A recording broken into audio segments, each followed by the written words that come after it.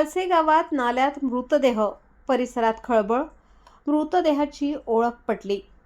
पळसे गावात pumping road राजवाडा परिसरातील नाल्यात कुजलेल्या अवस्थेत मृतदेह आढळून आल्याने एकच खळबळ उडाली. पळसे गावचे रहिवासी नाशिक जिल्हा परिषद माजी सदस्य कैलास किसन चौधरी हे गेल्या 9 दिवसांपासून घरातून बेपत्ता होते. ते बेपत्ता असल्याची तक्रार नाशिक पोलीस स्टेशनमध्ये दाखल झाली होती. परंतु राजवाडा व पळसे गाव दरम्यानचा नाल्यावरील पुलाखाली त्यांचा फुगलेल्या अवस्थेत नाल्यातील घाण पाण्यामध्ये मृतदेह आढळल्याने गावातील नागरिकांनी नाल्याजवळ मोठ्या प्रमाणात गर्दी केली होती.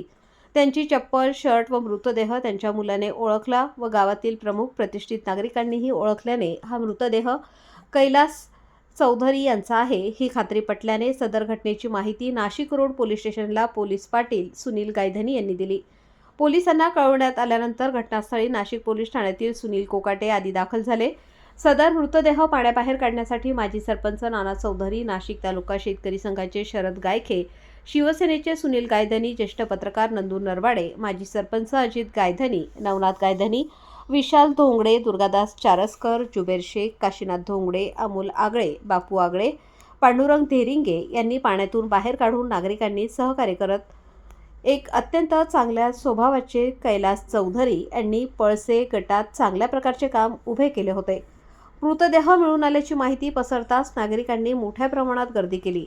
स्थानिक नागरिकांच्या मदतीने मृतदेह नाल्यातून बाहेर काढण्यात आल्यानंतर मृतदेह शवविच्छेदनासाठी जिल्हा रुग्णालयात पाठवण्यात आला आहे.